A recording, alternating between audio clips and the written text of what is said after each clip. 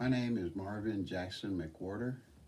I was born in Union County in the Red Hill community on August the 19th, 1949. My father's name was Willie O'Don McWhorter, and my mother's name was Virgie McWhorter. Her maiden name, of course, was Jackson. And that's where my middle name comes from, Marvin Jackson McWhorter. My father was actually from the community, the Red Hill community there in Blue Springs, but my mother was from Myrtle. Uh, her father, General Jackson, was a resident of the Myrtle community, and that's where my mother came from, Myrtle. And your dad's parents? My dad's parents, my grandfather was James Henderson McWhorter, and as far back as I can remember, of course, I think he was from the Red Hill community also. Now, prior to the people in Red Hill moving up on what we refer to as the main road, they actually lived back over in on the east side of the community, which we refer to as being the bottom. But I was very, very small, and I can remember some houses that were located back on the east side of the community, or where the community is right now. My father was well. He farmed. He farmed, and then he did public work. I can remember him working at Mid South Packers in Tupelo. This was back in the, I would say, late 50s, early 60s. At one time, before that time, my father actually went north and worked for some months. I don't think he was gone a whole year, but he went to Wisconsin and worked for some time. My mother did domestic work. She cleaned houses and that type of work is what she did. She never really had just say a public job. I have one sister still living. There was a total of 9 of us. I had 5 brothers and 3 sisters, and they're all passed now. All 5 brothers are passed away, and 2 of my sisters are passed away. So there's 2 of us out of 9 children. There's 2 of us that still live in my sister lives in Racine, Wisconsin. And of course, I'm still on what I call the old home place there in the Red Hill community. The oldest was my sister Alberta. The next was my brother James. Next was my brother Bernie. Next was my brother Willie Fred. Next was my sister Annie Beatrice. And of course, next was my sister that's still living, the youngest girl, Verleen. My brother that I'm next to was Bora McWhorter. And of course, my youngest brother, I was between the last 2 boys. My youngest brother's name was Murtis McWhorter. As a matter of fact, they all left. My older brothers and sisters, actually before I was old enough to really even know, they had all moved away for job opportunities that was offered in the north, and they ended up settling there in the city of Racine, Wisconsin. Now my younger 2 brothers, the brothers I'm between, Bora and Murtis, both of them actually lived in Wisconsin for a period of time. So I'm the only one of 9 children who never lived any other place except for the Red Hill community. And you said that your dad also went and worked up north? He did for a short period of time, a few months. I think he stayed up there working, and then he came on back home. Yeah. That was before, or was that after his children were born? Yeah. We were all born by that time. Yes. Hmm. Now I can remember when my second brother Bernie, he had received, I guess, a draft notice from the military, and he came back home because he had to go to Memphis to be examined for the military. I was probably 4, 5 years old at the time, and I can remember him coming home, and I remember him coming back home from Memphis, uh, full of excitement, yelling, saying that he didn't he didn't have to go to the military. Yeah, he was excited, but I was very small at that time. Yeah, I was probably about 5 years old, somewhere around there. The house that I grew up in actually was was built in 1958. My dad built a house in 1958, a larger house there on the home spot. Um, Prior to that, I can remember a little 4-room house. There was a kitchen, there was a bedroom, my mom and dad's bedroom, and there was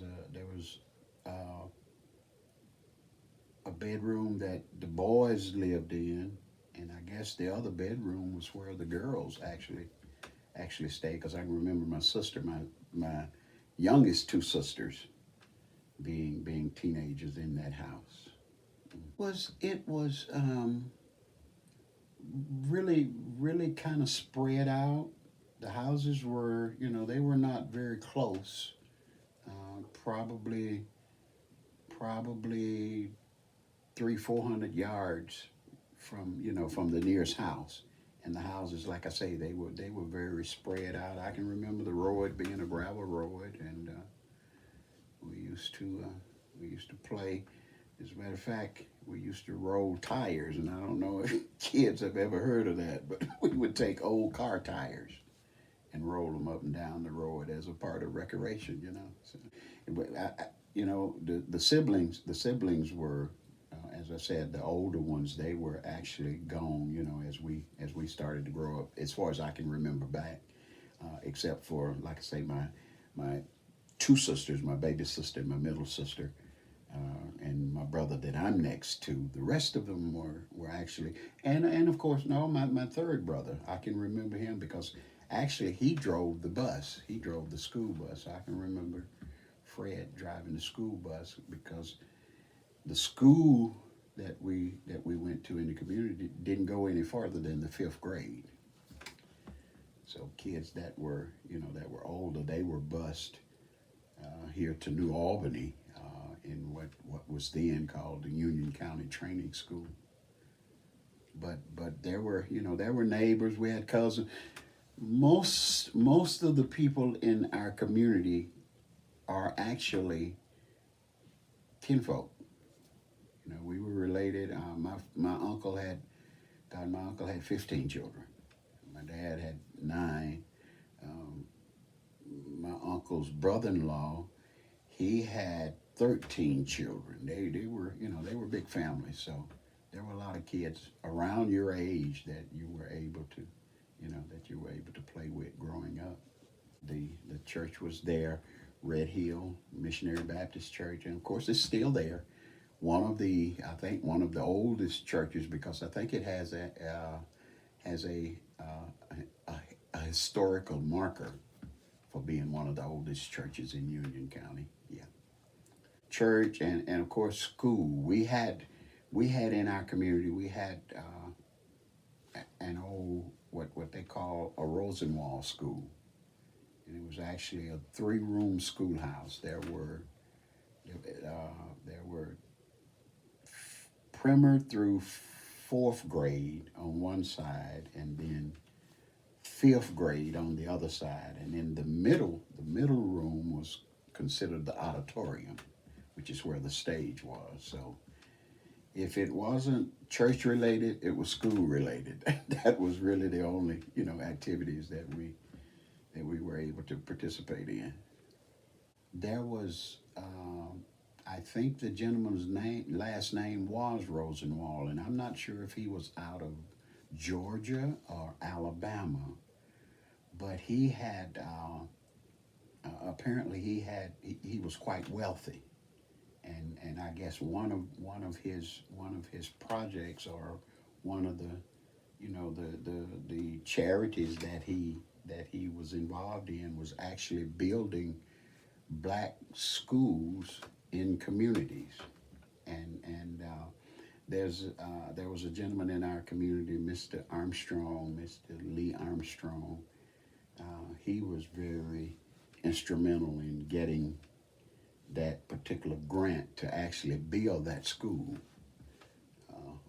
And of course the property is still, the property is still there in the community. As a matter of fact, it's still community property because here about, 25, 30 years ago, we built a new community center on that property where the old school used to be. So it's still a part of the community. The school actually closed down in 1960, actually 61, because that's when they started to busing us to New Albany, and they closed most all of the what they referred to as the parochial schools. They closed them down, and we started to, like I say, we started to being bused to New Albany. Red Hill is kind of pretty unique community because it's actually the community is actually in 3 different counties. You have Union County, you have Lee County, and you have Pontotoc County. And right in the community there is kind of where all of those counties intersect with one another. We those of us that lived up on the north end, which is the Union County end, we actually had to come to New Albany when they shut down the community schools. The kids that lived on the south end, they were in Lee County, and they actually ended up going to school in Belden. And then of course the kids, there weren't really families living at that time. There weren't any black families living on the Pontotoc side of the community. So the decision to close down all of those community schools was a statewide decision? I'm sure that it was. I'm sure that that's where it all began. And when they decided to do that, like I say, they started to busing us to the Union County kids. We were bused to New Albany here. Prior to that happening, were the community schools considered not part of the public school system? Were they funded through any public school, or was that just a community effort to educate the children? I think there must have been some funding, and the reason I say that is because I can remember when the Union County Health Department, they would actually send, and I remember this lady oh so well. She was a nurse, Miss Hopkins, and she worked for Union County Health Department, and she would come to the schools to give us vaccinations. And so I'm thinking that probably, I don't know to what degree, but I'm thinking that probably there was some funding, through the state. I'm not. I really don't know that to be a fact, but I'm thinking that it was. I wish I knew more about that. Yeah. And what prompted the 1961 decision to close those schools and Right. and bus kids into one central school, and how was that decided? Right. Which school they went to? Yeah. I just wonder. Yeah. Now I have a friend, and of course, I was thinking about this. When I met you on Monday, I was thinking about this. A guy that's a couple of years older than I am. Now he's in a assisted living facility now, but he has a whole lot of knowledge about what actually transpired as far as the communities were concerned, because it was actually his grandfather was the man that was responsible for getting in contact with, I don't really know how he did it, but he got in contact with Mr. Rosenwald, and of course he was able to secure enough funds to build the school there. I was about 5 years old, 1954. So I was born August of 49, and in 54, I started, what they didn't call it kindergarten then, they called it primer and pre-primer. It was always adventurous to me. Uh, and of course, I don't know if it was just because I was inquisitive, or just knowing that I really like going. So school was always exciting to me, to try to learn, and maybe that that might not have been the real reason. The real reason might have been just so that I could be around other kids. But in '54, like I say, I started in '54 in pre-primer, and then I didn't have to do primer. I guess I was reading good enough, or maybe adding or subtracting, or whatever the coursework was. I guess I was doing it good enough that I went from pre-primer, I went straight to first grade. And then, of course, when through the year, and the thing is that there was only one teacher. And of course, she had pre-primer, primer, first through fourth grade, and then, like I say, on the other side of the building, the other teacher had fifth graders, and actually, they had promoted me from third to fifth, but then when school actually started, they made me go to fourth grade. So I had to do fourth grade. Yeah. I don't know I don't know what the decision was, but they had told my parents that I was going to make what back then we called to make 2 grades in a year. So, but from third to fifth, but I didn't. I ended up doing fourth grade as well. Actually, we didn't get bused in until sixth grade. When we came to New Albany, I was sixth grade then. Mm-hmm. So were you in the last group of students at the Red Hill School before it closed down? Yes, I was. Uh-huh. We probably had somewhere in the neighborhood of maybe 50 to 60 kids. Mr. Hall was actually the fifth grade teacher there because he was over the school. And I really should have asked him while he was living, why was it that there were pre-primer through fourth grade on one side, and he only had fifth grade. I don't really know. I don't want to say prior to integration, because this probably would have been much earlier than integration. That school actually only went to 8th grade. That's as far as the black schools went, was 8th grade. And I don't, I wasn't old enough really to remember them, when they were actually in school. Now, my oldest sister, and I remember my parents talking about this, my oldest sister, she ended up going to high school, but she had to go to Okalona. And I guess what they did was they found families that were willing to allow children to, to stay during the week. And so my oldest sister, actually that particular school was named early in the years, they called that Okalona College, but it was really high school. I'm going to say this was probably in the 30s, maybe late 30s, mid to late 30s. Actually, Union County Training School didn't go any further than 8th grade until a certain period of time.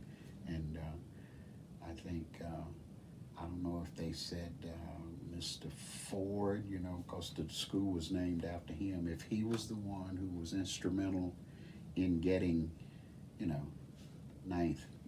actually high school to be a part of curriculum, We rode the bus. all of the surrounding communities that you know that actually had schools in the communities, and I guess they all basically shut down the same year because there were quite a few, other communities, surrounding communities, whose children had to be bused to New Albany. And I can remember, when we first came to New Albany, actually, that year, it was so many children until they had to break up sixth grade. So there was two sections of sixth grade. We knew the gentleman that drove our bus actually because he was from our community. As a matter of fact, he was cousins to us, the older gentleman that drove the bus, and of course, they were pretty strict on, you need to keep your seat, you need to sit down, don't be doing anything that you don't really need to do on the bus. But that was a joy for us. That was a joy for us because see, I could remember when we were actually in the fields working, picking cotton, and school buses would pass with the white children going to school, and they broke up the parochial schools, the county schools, if you would. They broke up the class year was broken up after the crops were laid by. They called it laid by after they were, after the chopping and all of that part of the crops were laid by. We actually had to go to summer school. And we went to summer school, and then, I don't know, 6 or 8 weeks maybe in the summer, and then we were back out of school when cotton picking time started. So we were out for the first 2 or 3, about 2 months of cotton picking season, and then we would go back to school. We had to work in the fields. We had to chop cotton, and then when the crops were laid by, we would have to go back in the summer for what they call summer school, and then we would be out when cotton started opening up because we had to pick cotton. Yeah. The priority was that the cotton got picked Right. over you getting school. Right. When would you go back to school? I'm thinking somewhere around the last part of October. We would have gathered most of the crops would be gathered around that time, somewhere around the last part of October. I can remember working in the fields at a very young age, probably around 8, 9 years old. Yeah, 'cause I remember my mom and dad, we would be chopping. They would be chopping cotton, and I was kind of small, and my dad had fixed me a smaller hoe, and I can remember him telling a gentleman that we was chopping cotton for. He said, "Listen," he said, "now, my son here," because him and Mama would put me on a row between their rows, and they would, help me out there. And my dad finally said, "Listen," he says, "now, you're gonna have to pay him as well," said, "because every time we take a row, he takes a row." So, and I couldn't have been any more than about 9 years old at that time. I chopped cotton, picked cotton. I did that until,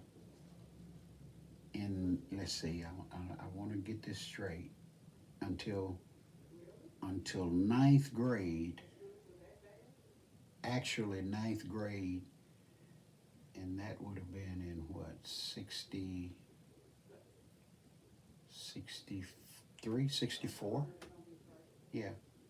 I didn't do it as much when we started to school at New Albany because they didn't break it up like that. You went the regular time, and you were just only out in the summer.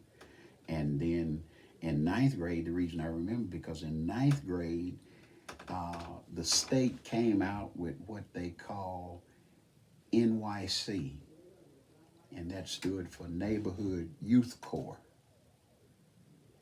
And what that did was that gave young boys an opportunity that were old enough, gave them the opportunity to work. And my first job, when When I went to work for the NYC, the first job that I had, me and about 4 other guys from my community, we worked for MDOT, Mississippi Department of Transportation. And there was a gentleman out on Highway 78, they out Bankhead on going out toward Myrtle, actually almost in Myrtle, and his name was Mr. Zach Wissenant. And he was over that program, and we worked, like I say, we worked for the highway department. We cut grass, pick up trash, and but that was the first real job that I had, because I remember how excited I was. We worked 4 days a week, 32 hours a week in the summer, and we were making a whopping $1.25 an hour. That was a lot of money. That was a lot of money compared to the 50 cents an hour that you made for chopping cotton, you know. My father said, listen, he says, I'm gonna sign for you to get your driver's license. He said, because you guys, you guys gonna have to have a way to get up to MDOT up there on 78 at Beacon Hill there. So my father signed for me to get driver's license. I got driver's license at 15 years old. I did that for 3 years, 3 summers in a row, 9th, 10th, and 11th grade. That old building finally burned, as near as I can remember. And I don't know, this was in the later 60s when it burned, but yeah, it finally burned down. Mm-hmm. But there's still a few of the older heads who try to maintain, the community spirit. And like I say, we in the 90s we were able to. I don't know if there's 2 or 3 acres of land there that where the old Rosenwald School was. We built a new community center, so we try to maintain that. Baseball field there, a walking track, and a pavilion, and as a matter of fact, we even at the point now trying to get some funding for the community center, because we're not 501c3, but we are a special project of the Create Foundation. So when we first came up to the school in '61, and like I say, in 6th grade, there were 2 sections of 6th grade, and Mrs. Luberta Williamson was my teacher in the 6th grade. And then of course 7th and 8th grade, I think I may have had two or three different teachers. But by the time I got to high school, 9th grade, actually actually 2 of the teachers who I think had a really big impact on me was Mrs. Gibson, Leota Gibson. She was the English teacher in high school, and of course she also taught music, and she did private music lessons. So, and I always enjoyed music. I love to try to sing. I love to try to play piano, and when my father actually saw that I was interested in music, he got me to taking lessons on the weekend from Mrs. Gibson. So she had a profound impact on me in high school there, and also the industrial arts instructor, who was actually from Red Hill. He lived in New Albany here, Charlie Woodruff, Mr. Charlie Woodruff, and as fate would have it, I ended up marrying his niece. My first wife was Mr. Woodruff's niece. She was born and raised in Detroit, but she moved here back in the 70s, and I ended up marrying her. So I enjoyed industrial arts as well, the class that Mr. Woodruff taught. Just general knowledge of how to build things, and just general knowledge of things. But I would think Mr. Woodruff and Miss Gibson probably had the greatest impact on me. as I think back and reflect upon high school. Yeah. They had, of course, they had basketball, you know, the whole time that I was in high school. A couple of years they had even had a football team. But the problem was you had to practice after school. And if you didn't have transportation, you know, you had to ride the bus to get home. So the boys from the county, you know, that was a disadvantage to us because we couldn't really, you know, we couldn't really go out for any of the sports because we, you know, our transportation was the school bus. So we had to get on the school bus to get home, you know, yeah, because we lived too far out. And like I say, we didn't have transportation. So I didn't play any sports in high school. Now in the summertime, we would play, we call sandlot baseball. So I enjoyed baseball, but it really wasn't school connected. It was just community connected. As a matter of fact, Red Hill is known for, actually has a reputation for some really good baseball players. Through the years, you know, and as I said, we still have the baseball diamond is still there as a part of the community complex there. Art Jerry Miller came there in what, in 65 maybe? 65 or might have been 66, but yes. He came there as the band director. And so they started a band. As a matter of fact, I played in the band. I played drums in the band there for a year. Where was band class held? In the gymnasium, out in the actually in the back part. I guess that was really part of the dressing room. But when he first came there, that's where band was. But I think the school actually provided the instruments. We went to Marks, Mississippi. I remember that very, very vividly. I don't remember exactly what the occasion was, but they had a I don't know what, like I say, I don't know what the occasion was, but they had a parade like in our band, the Ford band, the Buckeyes. That's what they called the band, the Ford Buckeyes. We actually marched in that parade, and God, that was, I don't know, maybe a couple of miles through the town of Marks, Mississippi. As a matter of fact, Mr. Miller ended up marrying one of my classmates. Now she didn't go to school at Ford her senior year. She ended up going to Tupelo. But yeah, Mr. Miller married one of my classmates. I had never been to a theater, to a movie, and she took a bus, well, maybe a couple of bus loads of kids to Memphis. And the very first movie that I saw in a theater was The Sound of Music. Guess what, I was 11th grade already.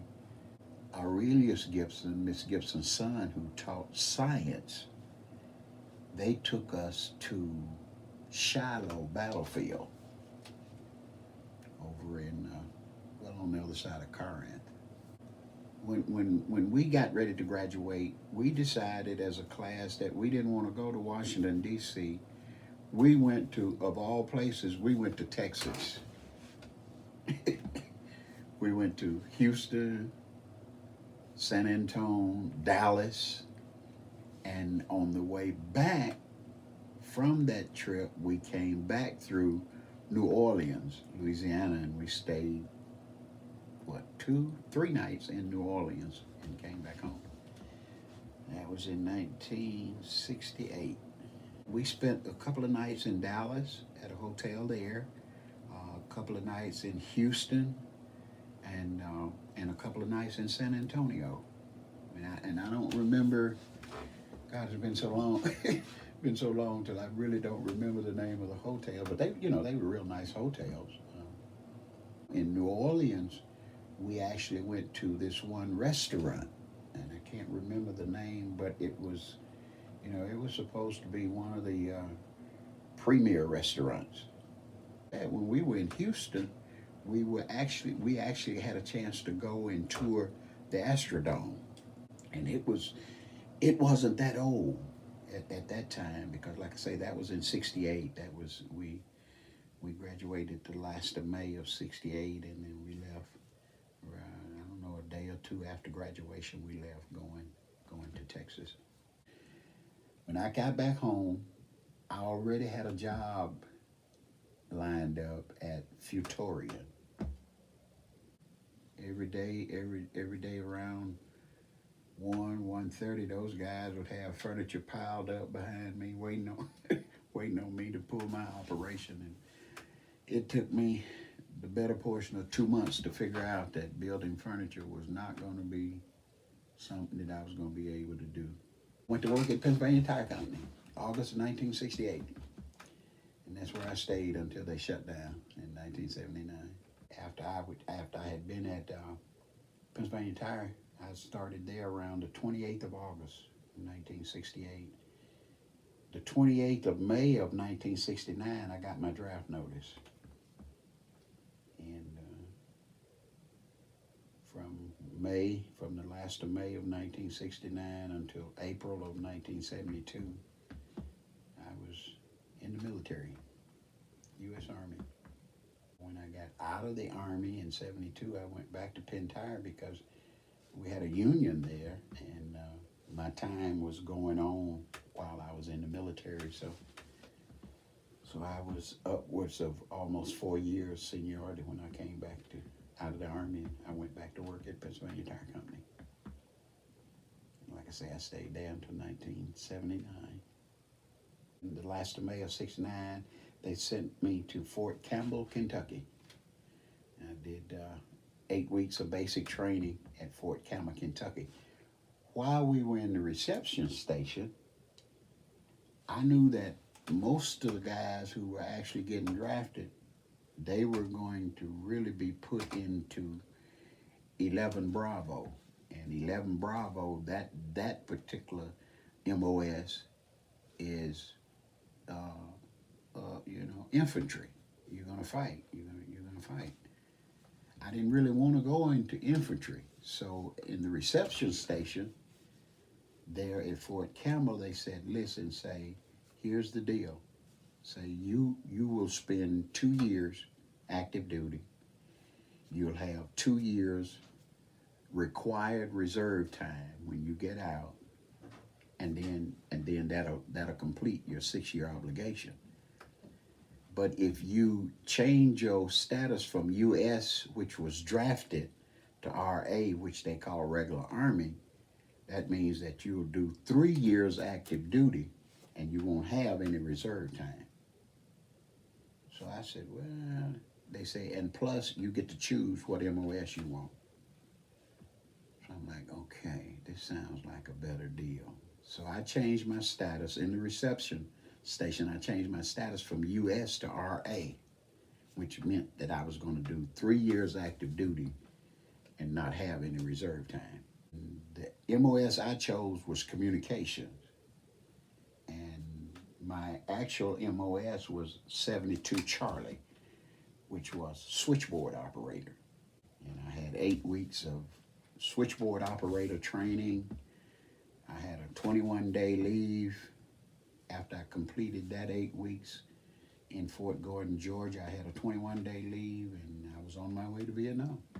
I flew from Memphis, I flew to Chicago, and from Chicago, I flew out to Seattle.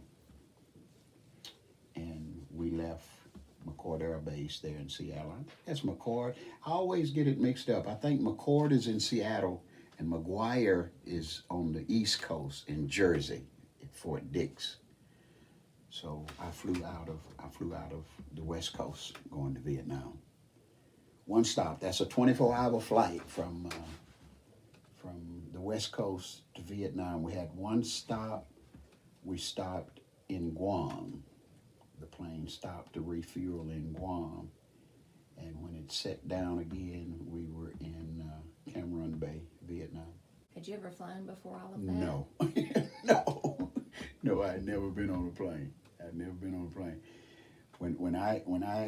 When I left Memphis, that was my first experience of being on a plane. Well, I had a friend, Blanchard, who lived in Chicago. We had taken AIT together. We'd been together in Fort Gordon, so I had his number.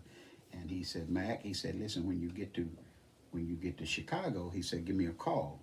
So I left a day early.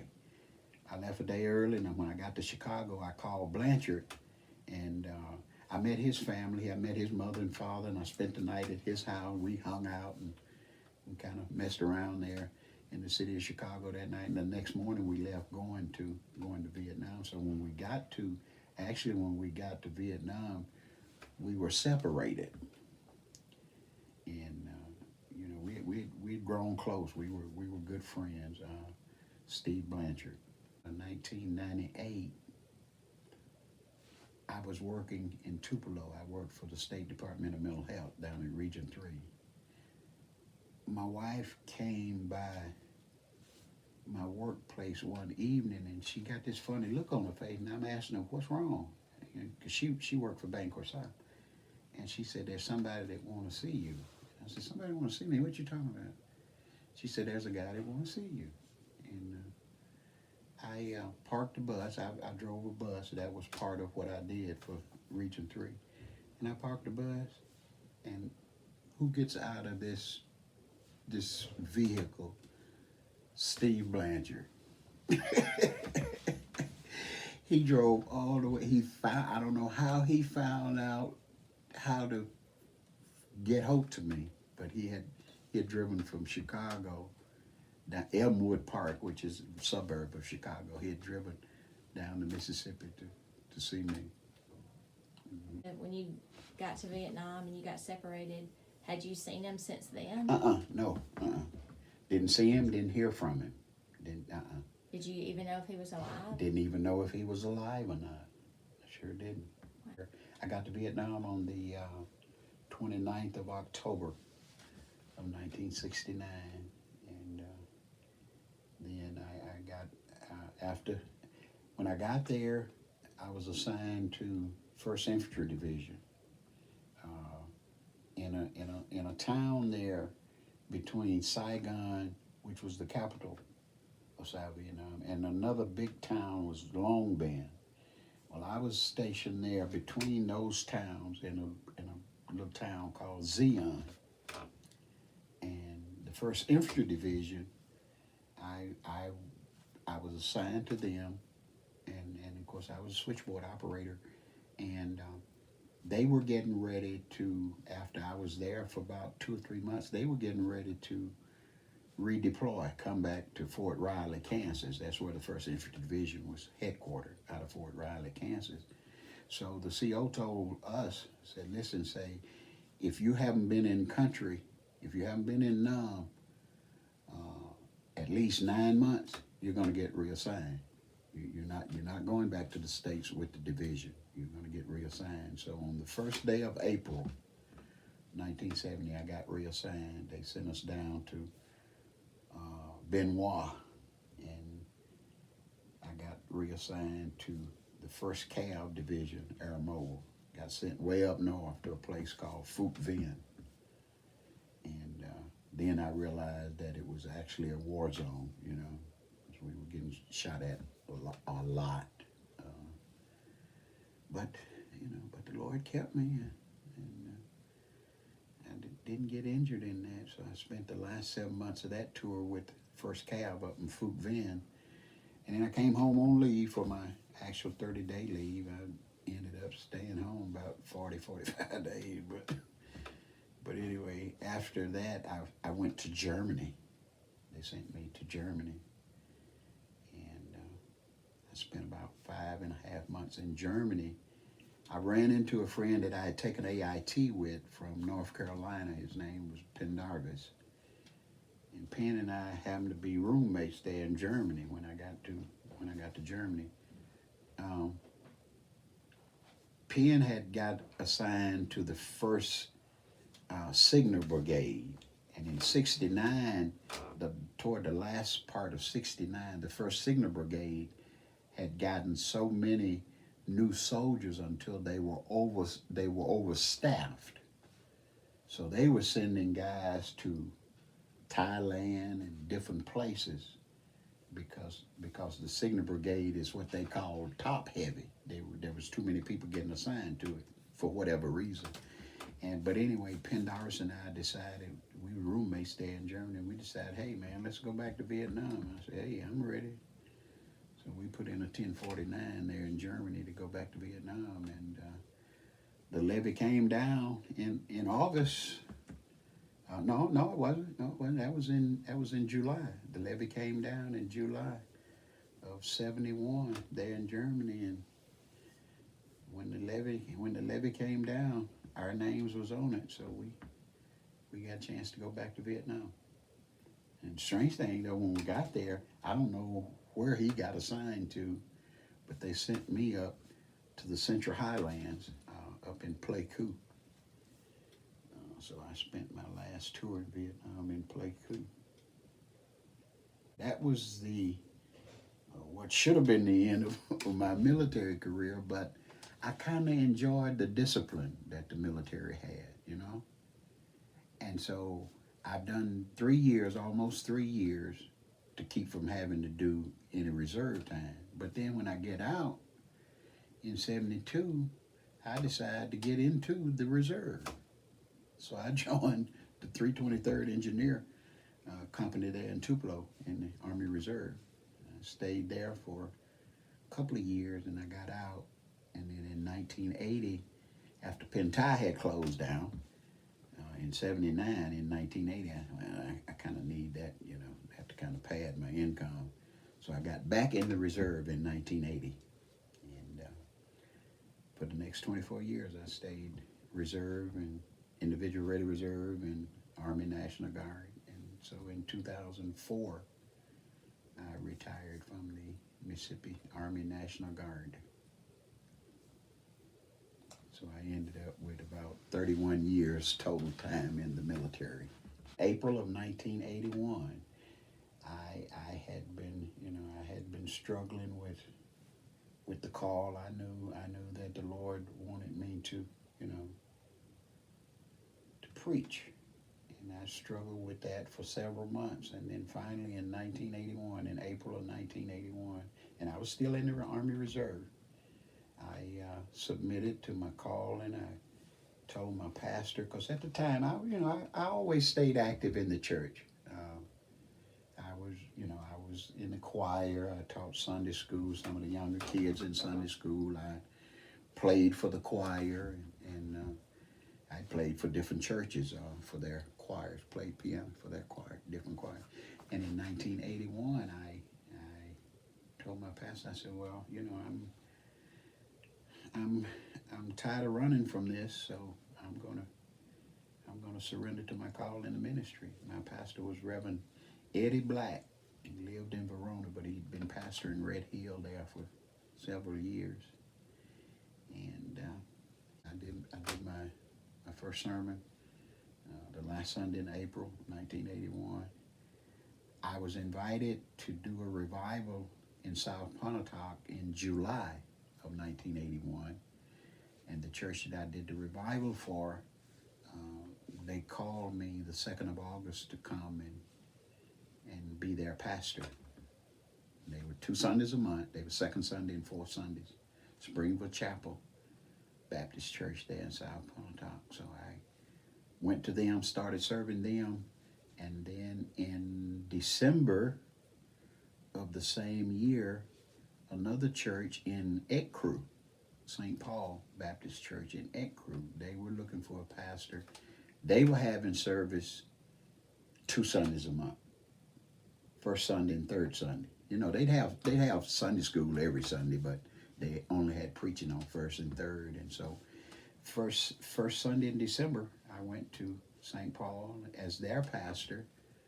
And for the next, that was 81, and for the next 5 years, I was at St. Paul first and third Sundays and Springville Chapel second and fourth Sundays.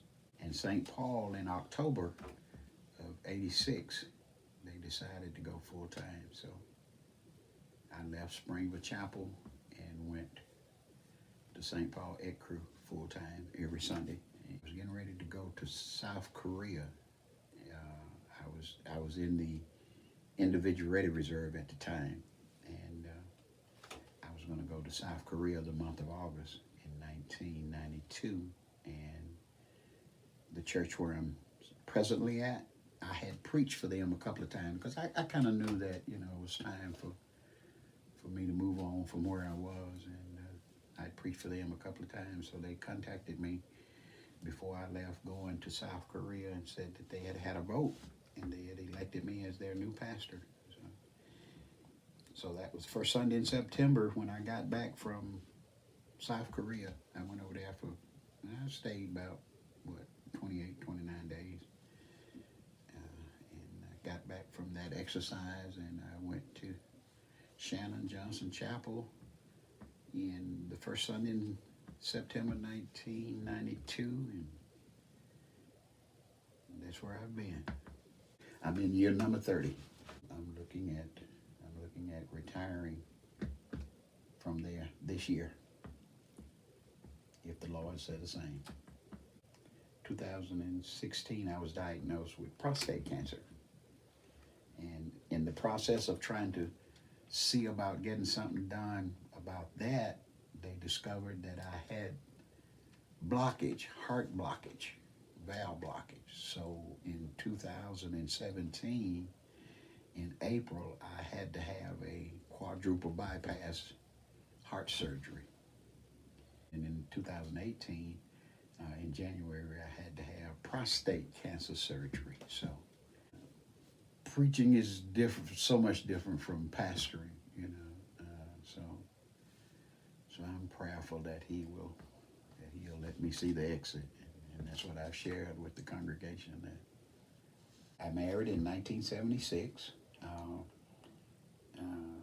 My wife was actually she was born and raised in Detroit, and her parents were from Mississippi.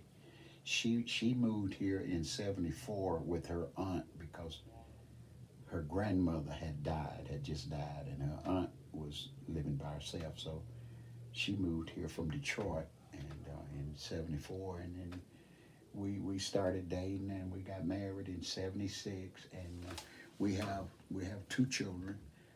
My daughter was born in '76. My daughter was, and then we have a son. He was born in 1988. And then in 2000, she developed breast cancer. My wife did, and she fought breast cancer in 2001 actually, and she fought it for 2-3 years, and she passed away in 2004.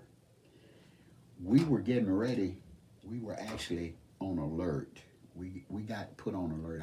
I was still in the Guard. I was still in the National Guard, the 155th, there in Tupelo. We got put on alert in May. In May of 2004, we got put on alert because we were getting ready to go to Iraq. In June of 2004, the 16th of June, my wife passed away. She passed away from breast cancer. So my son he had actually just turned 88, 2004. He had just turned 15, and they told me, listen, you don't have a family care plan, so we're gonna go ahead and put in your papers for retirement. So I retired from the National Guard in July of 2004. And so I was widowed for, actually, my daughter was already married and gone. My son-in-law, he's Marine Corps, and so they moved back, they moved around. He retired last year as a lieutenant colonel in the Marine Corps. And of course my son, he's moved out now. He lives in Alabama My daughter lives in Virginia. She teach school there in Virginia, Woodbridge, Virginia. My son-in-law, he just retired, and then in 2010, I remarried. I stayed with her from 2004 to 2010, and I got married. So the lady I married, she had lived in Aurora, Illinois, but her parents are from here. So as a matter of fact, when I first started playing piano in the church, her father was what they called back then, they called junior pastor. So her dad was the junior pastor at my church there in Red Hill when I first started playing piano. So, I've known them. I've known them through the years. She lived in Illinois for several years. She moved there, and she was married. She have 2 daughters, and so together we got 3 daughters and a son, and about 7 or 8 grandkids, and that's where we are. The brothers that I'm between, the brother that was a couple of years older than me, he moved back. Of course, he died in 2011. My youngest brother, he lived up north there for several years, but he moved back, and of course he died. Murtis died in 2009. I was still in high school when my dad passed away. My dad passed away in 1967 in April. And of course my mom lived, my mom lived another 30 years. She passed away in 1997. All of the brothers and all of the sisters, except for one sister, all of them are passed away now. Yeah. She lives in Racine. We talk 2 or 3 times a week, 3 or 4 times a week. I have a schedule. She have me on schedule. I have to call her on Monday mornings at 8 o'clock and Friday mornings at 8 o'clock. And then we laugh because if we remember we were going to say something and forgot to say it, we'll call, But she and her husband, they're both retired. And Verleen's 5 years older than I am. So I think her class may have graduated in 63. It's actually been 2 years, yeah. Going on 3 years since we last saw each other. That was right before the pandemic, pandemic started, yeah. Yeah, hopefully this virus will, hopefully we'll get a handle on it sooner or later, and